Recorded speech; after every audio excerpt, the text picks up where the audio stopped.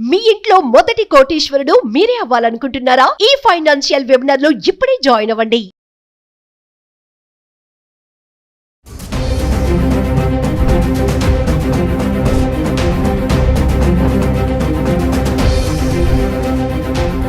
Hello viewers, welcome back to our channel. ప్రస్తుతం మనతో పాటు ఉన్నారు consumers welfare committee chairman Mandadi Krishna Reddy గారు. సార్తో మాట్లాడదాం. నమస్తే అండి. నమస్కారం. సార్, ఇప్పుడు బంగారం దుబాయ్ గోల్డ్ మీద చాలా క్రేజ్ అయిపోయింది. అదంతా ట్రెండ్. ఇప్పుడు అక్కడి నుంచి బంగారం తెచ్చుకోవడానికి చాలా మంది ఉత్సాహంగా ఉన్నారు.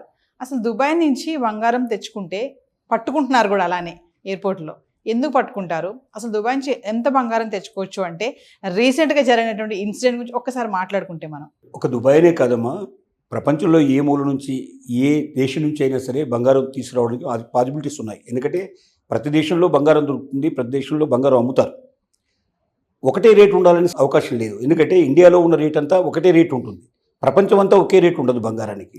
ప్రపంచంలో అక్కడక్కడ ఎక్కడైతే గనులు లభిస్తాయో, ఎక్కడైతే బంగారం బాగా దొరుకుతుందో అక్కడ కొంచెం తక్కువ రేటు ఉండే అవకాశాలు ఉన్నాయి. ఆ దేశం సంబంధించిన ట్యాక్సెస్ని బట్టి కూడా అక్కడ బంగారం తక్కువ రేట్లో దొరికే అవకాశాలు ఉన్నాయి. దుబాయ్లో ప్రపంచం నలుమూల నుంచి దుబాయ్కి బంగారం చేరుతుంది. దుబాయ్ నుంచి మిగతా వాళ్ళు తీసుకెళ్ళడానికి ప్రయత్నం చేస్తూ ఉంటారు. ఏ దేశం నుంచి మనం బంగారం తేవాలన్నా మన దగ్గర ఉన్నటువంటి ట్యాక్స్ విధానం ఏముందో దానికి తగినటువంటి డబ్బు చెల్లించి మనం తెచ్చుకోవచ్చు. మనకు అభ్యంతరం లేదు. అంటే డిక్లేర్ చేయాలి. మేము ఇంత గోల్డ్ తెచ్చాము, ఈ గోల్డ్ అని చెప్పి మనం డిక్లేర్ చేస్తే ఆ గోల్డ్కి ఎంత ట్యాక్సెస్ పడుతుందో ఆ ట్యాక్సెస్ అన్ని వేసి ట్యాక్సెస్ మన దగ్గర కలెక్ట్ చేసి ఇక్కడ ఇండియాలో ఉండేటువంటి గోల్డ్కు సమానంగా దాన్ని తయారు చేస్తాం. లేకపోతే ఏమవుతుందంటే తక్కువ రేట్లో అక్కడ నుంచి వచ్చేటువంటి అంతా కొనుక్కొని వస్తే ఇక్కడ ఇండియాలో కొన్న బంగారం అంతా కూడా ఆ రేట్లకు అమ్మడానికి సాధ్యం కాదు. అంటే ఇక్కడ ఉన్నటువంటి గోల్డ్ వ్యాపారస్తులు ఎవరున్నారో వాళ్ళందరూ నష్టపోయే అవకాశం ఉంది. అంటే ఒక దేశం యొక్క బాధ్యత ఏమిటంటే ఆ దేశంలో ఉండేటువంటి పౌరుల్ని రక్షించినట్టుగానే వ్యాపారానికి సంబంధించినటువంటి కానీ వాళ్ళన్నింటినీ కూడా రక్షించాల్సిన బాధ్యత ప్రభుత్వాలకు ఉంటుంది. రెండోది, ప్రభుత్వానికి రావాల్సిన ట్యాక్స్ కలెక్ట్ కాకపోతే మరి ప్రజలకు సంబంధించినటువంటి అన్ని ఏవైనా సమకూర్చాలంటే దాంట్లోంచే సమకూర్చాలి కదా. మనకు రోడ్లు వేయాలన్నా, లేకపోతే రైల్వేస్ వేయాలన్నా, లేకపోతే మరి ఇంకేదైనా మంచి పనులు చేయాలన్నా, మనకు పనికి వచ్చేట్టు ఏం చేయాలన్నా అవన్నీ కూడా మనకు వచ్చేటువంటి ట్యాక్సెస్ని బట్టి మనకి ఇచ్చేటువంటి సదుపాయాలు కూడా ఉంటాయి. ట్యాక్సెస్ రాకుండా ఎవరైతే ఎందుకు చేస్తున్నారు ఈ పని అంటే ఇతర దేశాల నుంచి తెచ్చినప్పుడు అక్కడ చాలా తక్కువ రేట్లో దొరికేటువంటి బంగారం, ఆ బంగారాన్ని తీసుకొచ్చి ఇక్కడ ఎవరికి కూడా అధికారులకు దొరకకుండా, కస్టమ్స్ అధికారులకు దొరకకుండా తప్పించుకోవడానికి రకరకాల మార్గాలు అనుసరిస్తున్నారు. మనకి రీసెంట్గా తీసుకున్నట్టయితే రణ్యారావు గారికి సంబంధించిన ఉదాహరణ మనం తీసుకోవచ్చు. ఆవిడ కన్నడ నటి. ఆవిడ తండ్రి అంటే అతను మారు తండ్రి అనుకోవచ్చు, లేదా పిన తండ్రి అనుకోవచ్చు. అతను డీజీపీ హోదాలో ఉన్న వ్యక్తి. వీటిని అడ్డం పెట్టుకుని ఆవిడ ఒక్క నెలలో 10 నుంచి 15 సార్లు కూడా మోర్ దెన్ 10 టైమ్స్ ఒకే మంత్లో పోయి ఇచ్చినటువంటి సంఘటన కనబడుతుంది. అంటే ఒక నెలలో 10 సార్లు దుబాయ్ వెళ్ళడం అంటే ఆల్మోస్ట్ ఆల్ ప్రయాణంలోనే గడిపి, అంటే 4 అవర్స్ కన్నా ఎక్కువ పడుతుంది అనుకోండి. అలా వెళ్ళి మనం ఏదో హైదరాబాద్లో ఓ బజార్కి వెళ్ళి వచ్చినట్టుగా ఆవిడ రోజు షాపింగ్కి వెళ్ళి వచ్చినట్టుగా ఆవిడ దుబాయ్కి వెళ్ళి రావడం జరిగింది. ఇన్నిసార్లు రావడం, ఒకే డ్రెస్ వేసుకొని రావడం అనేది అక్కడ అనుమానానికి తావించింది. ఏంటంటే జనరల్గా లేడీస్ అంటేనే అసలు గంటలోనే చేంజ్ చేసేసుకుంటారు. అది జనరల్గా మానవ మనస్తత్వంలో మహిళలకు ఉండే అవకాశం, అలంకరణ మీద వాళ్ళకు ఉండే ఆలోచన. కాబట్టి కట్టింది కట్టకుండా వెళ్ళాలని కోరుకుంటుంది. మళ్ళీ ఇదే కట్టాలన్నా మళ్ళీ 2వ రోజు 3వ రోజు కడతారు, కానీ అదే టైం లోపల మళ్ళీ వచ్చిన తర్వాత మళ్ళీ వెంటనే దాన్ని కట్టడం అనేది సహజంగా జరగదు. కానీ ఈవిడ ఒకే డ్రెస్లో ఇన్నిసార్లు ప్రయాణం చేస్తుంది. ఎందుకు అనే విషయం ఒక డౌట్ వచ్చింది వాళ్ళకి. ఆ డౌట్ ప్రకారం వాళ్ళు మొత్తం వెతకడం జరిగింది. ఆ డ్రెస్లో చాలా జాగ్రత్తగా, అంటే అది మామూలుగా కస్టమ్స్ వాళ్ళు పెట్టేటువంటి పరికరాలు అవుతున్నాయి, డిటెక్టివ్ పరికరాలు ఉన్నాయి, ఆ పరికరాలకు ఎక్కడ కూడా అందలేదు. అందకుండా ఉండేటువంటి జాగ్రత్తలు ఆ డ్రెస్లో ఉన్నాయి. అలాంటి డ్రెస్ను అడ్డం పెట్టుకుని ఆవిడ కిలోల కొద్ది బంగారాన్ని దుబాయ్ నుంచి హైదరాబాద్కు, ఇండియాకు చేరవేసింది. ఈ చేరవేసే సమయంలో ఇక్కడ జరుగుతుంది ఏంటంటే దీంట్లో ఎయిర్పోర్ట్లో ఉండేటువంటి కొంతమంది కూడా వీళ్ళకి వాడితో కుమ్మక్కై చేస్తున్నారు ఈ పనులు. సహజంగా ఏం చేస్తుంటారంటే తీసుకొచ్చి వాళ్ళు సీటు దగ్గర వదిలిపెట్టడము, లేకపోతే వాష్రూమ్లో ఎక్కడైనా దాన్ని పెట్టేసేయడము, అంటే పాలిథిన్ సంచులో కట్టేసేసి వాష్రూమ్లో పడేస్తారు, లోపలికి పడేస్తారు. అది లోపలికి వెళ్ళదు, కానీ బయటకు మాత్రం బయటికి కనబడదు. వాటర్ ఉంటుంది కాబట్టి కనబడదు.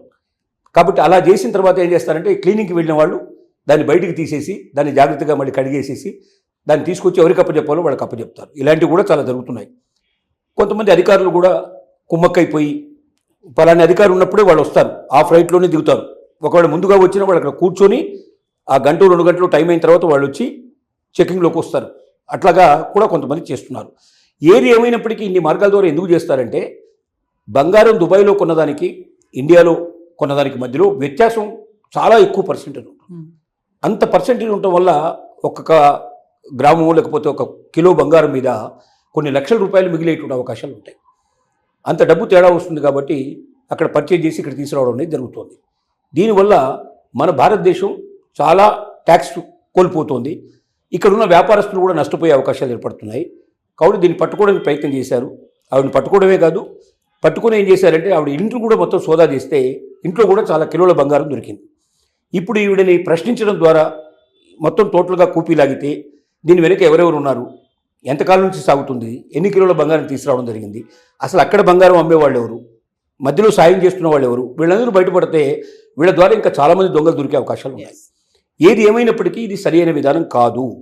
ఈ విధానం లోపల కొంతమంది వ్యక్తులు లాభపడవచ్చు, కొంతమంది కొన్ని సంస్థలు లాభపడవచ్చు, కానీ దేశం నష్టపోతుంది, ఇక్కడున్న వ్యాపారస్తులు నష్టపోతారు. కాబట్టి ఈ పద్ధతిలో వెళ్ళడం ఎప్పటికైనా ఏదో ఒక రోజున దొంగతనం పట్టుబడి తప్పదు.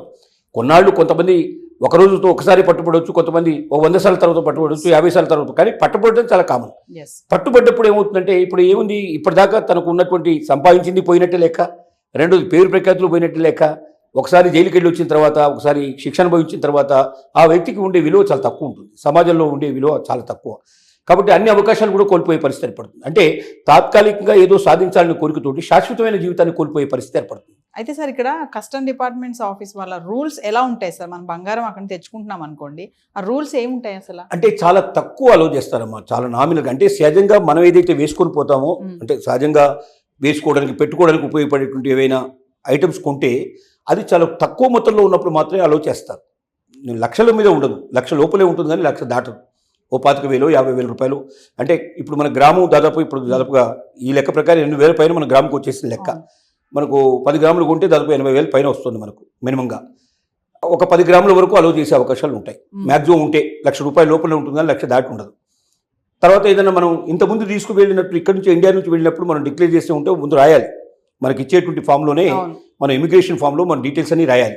మనం ఏమేమి బంగారం తీసుకెళ్తున్నాం, ఎంత డబ్బు తీసుకెళ్తున్నాం, డీటెయిల్స్ అన్ని మనం ఇవ్వాలి. దాంట్లో ఇచ్చినప్పుడు వెనక్కి వచ్చేటప్పుడు అంతవరకు అలో చేస్తారు. ఒకవేళ మీరు ఏమీ ఖర్చు పెట్టలేదు, తీసుకొచ్చి వెనక్కి వచ్చినా అని అనుకున్నా కూడా అంతకన్నా మించి మీకు అలో చేయరు. ఇంకా కొన్ని చోట్ల అయితే నోటు నెంబర్లు కూడా, మనం తీసుకెళ్లే నోటు నెంబర్లు కూడా మనం మెన్షన్ చేయాల్సిన అవసరం కూడా ఉంటుంది. కొన్ని కంట్రీస్కి అలాంటి ఇమిగ్రేషన్ సిస్టమ్ ఉంది. అన్ని కంట్రీస్కి లేవు, కొన్ని కంట్రీస్కి ఆ సిస్టమ్ ఉంది. అంటే ఏది తీసుకెళ్లాడో మళ్ళీ అదే వెనక్కి తెచ్చుకోవాలి తప్ప ఆ దేశం నుంచి ఏమైనా తీసుకొస్తే కూడా వాళ్ళు ట్యాక్స్ ఇస్తారు అక్కడ. ఇలాంటి సిస్టమ్ ఉంది. ఇది అందరికీ తెలిసిన విషయమే, కానీ ఎందుకు చేస్తారంటే ఇక మరి ఆశ కొద్ది మనిషి ఇలాంటి మోసాలకు పాల్పడుతూ ఉంటాడు. ఇది ఎప్పటికైనా డేంజరే. ముఖ్యంగా చదువుకున్న వాళ్ళు, విద్యావంతులే దీంట్లో ఎక్కువగా చేస్తున్నారు. అది ఇక దొరికితే దొంగ, దొరకకపోతే దొర అనేటువంటి తత్వం నడుస్తున్నటువంటి పరిస్థితి. అంటే సార్ ఇప్పుడు రూల్స్ అధిగమించి మనం తెచ్చామనుకోండి, ట్యాక్స్ ఏమైనా అదనంగా కట్టాల్సి ఉంటుందా? చాలా కట్టాల్సి ఉంటుంది. అందుకే చెప్పే కదా, ఇప్పుడు దుబాయ్లో కొన్న రేటుకి ఇండియాలో రేటుకి మధ్యలో లక్షల వ్యత్యాసం ఉంటుంది. 1 కిలో బంగారాన్ని తీసుకుంటే లక్షల మీద పడుతుంది. కనీసం ఆల్మోస్ట్ 40% డిఫరెన్స్ వస్తుంది, 30 to 40% డిఫరెన్స్ వస్తుంది. అంటే మీరు దాన్ని బట్టి అర్థం చేసుకోండి. మరి 40% డిఫరెన్స్ అన్నప్పుడు, అంత లాభం వస్తున్నప్పుడు ఆ 40% ఇక్కడ కట్టాల్సిన పరిస్థితి ఏర్పడుతుంది. అంటే ఇండియాలో మీరు కొంటే ఏ రేటు పడుతుందో ఆ రేటు సమానంగా తీసుకొస్తారు. అప్పుడు మీరు ఇక్కడ కొనుక్కోవడం బెటర్ కదా, అక్కడ దాకా పోయి ఇన్ని అవస్థలు పడి తెచ్చుకుందానికి ఇక్కడ కొనుక్కోవడం బెటర్ కదా. మరి ఎందుకు సార్ దుబాయ్ గోల్డ్కి ఎందుకు అంత క్రేజ్ ఉంది, అక్కడ తెచ్చుకోవాలి అని అనుకుంటే? అదే 40% డిఫరెన్స్ వస్తుంది, ఆల్మోస్ట్ 50% అనుకోండి. అంటే ₹100 ₹50 ₹60 మీకు దొరుకుతుంది, ₹40 డిఫరెన్స్ వస్తుంది కదా. రెండోది హాట్ కేక్ లాగా ముడిపోతుంది. ఇప్పుడు మీరు తెచ్చి తేయంగానే ఎవరు దొరుకుతాడా కొన్నాను కానీ చూడాల్సిన అవసరం లేదు. ఏ బంగారం షాప్లో దూరి అమ్మినా మీరు తీసుకునే వాళ్ళు ఉంటారు. ఎవరు తెలిసిన వాళ్ళకి చెప్పిన, ఫోన్ చేసినా వెంటనే తీసుకుంటారు. మీరు 10% తక్కువ అండి ఎగిరికి అంతేసి తీసుకుంటారు. అసలు ఎందుకు రోజుకు ₹400 ₹500 ₹1000 డిఫరెన్స్ వచ్చింది వాళ్ళ గోల్డ్ రేట్ అంటే కూడా కొనుక్కునే వాళ్ళు చాలా మంది ఉన్నారు మార్కెట్లో. మీరు చూస్తుంటారు కదా, ఇవాళ ₹1000 తగ్గిందని చూపించండి, తెల్లారేసరికి ఎంతమంది బారులు తీరు ఉంటారు చూడండి మీరు గోల్డ్ షాప్ లోపల. అంటే లేడీస్కి బాగా ఇష్టమైంది, అత్యంత ప్రీతిపాత్రమైంది ముఖ్యంగా గోల్డ్. ఎందుకంటే భర్తనైనా కాస్త పక్కకు పెట్టగలరు కానీ గోల్డ్ను పక్కన పెట్టగలిగే పరిస్థితి ఉండదు. గోల్డ్ అంటే అంత ఆశ ఉండే పరిస్థితి ఉంటుంది. అది బహుశా భారతీయ రక్తంలోనే అది ఉందేమో అనిపిస్తుంది. అది అందుకోసం చెప్పి గోల్డ్ అంటే అంత ప్రియమైన పరిస్థితి కాబట్టి అది దుబాయ్ గోల్డ్ అనే కాదు, ఇతర దేశాల నుంచి కూడా వస్తుంది. దుబాయ్ కన్నా కూడా తక్కువ రేట్లో అమ్మేటువంటి దేశాలు కూడా ఉన్నాయి, కానీ ఆ దేశాలకు మనం ఎక్కువ పోవు. ఎక్కడక్కడ వీసా ప్రాబ్లమ్స్ మనకు ఉన్నాయి. ఇప్పుడు దుబాయ్ అయితే అలా మీరు అప్లై చేయగానే 24 hours మీకు వీసా వచ్చేస్తుంది. 4 hours జర్నీ ఇక్కడ నుంచి రావడం పోవడం అంతా కలిపితే ₹20,000 అయిపోతుంది. మీకు ₹20,000 పెట్టేసుకుంటే మీకు వచ్చేసింది. అంటే తక్కువ కాస్ట్ ప్రయాణం. తర్వాత అక్కడ కూడా మీకు ఎంత ఏ రేట్లో కావాలంటే ఆ రేట్ లోపల మీకు అకామిడేషన్ కూడా దొరుకుతుంది మీకు. రెండోది కొన్ని ఎయిర్పోర్ట్ అథారిటీస్లో అంటే కొన్ని ఎయిర్ క్రాఫ్ట్స్ ఏం చేస్తున్నాయంటే ఇంక్లూడింగ్ అకామిడేషన్ కూడా ఇచ్చేటువంటి ఉన్నాయి. ఎస్ అంటే మీ టికెట్లోనే అకామిడేషన్ కూడా ప్రొవైడ్ చేస్తారు. ఎస్ అంటే ఇంత తక్కువగా ఇంత చౌకగా ఎక్కువ బంగారం దొరికే అవకాశం, తక్కువ రేట్లో దొరికే అవకాశం, ప్రయాణానికి తక్కువ ఖర్చు, రావడం పోవడానికి కూడా 4 hours 8 hours. అంటే ఒక షాపింగ్ ఇప్పుడు మీరు హైదరాబాద్లో షాపింగ్కి వెళ్ళినా కూడా 4 hours ఈజీగా తీసుకుంటుంది. లేడీస్ వెళ్ళారంటే ఇంకా ఎక్కువ తీసుకున్న ఆశ్చర్యపడాల్సిన అక్కర్లేదు.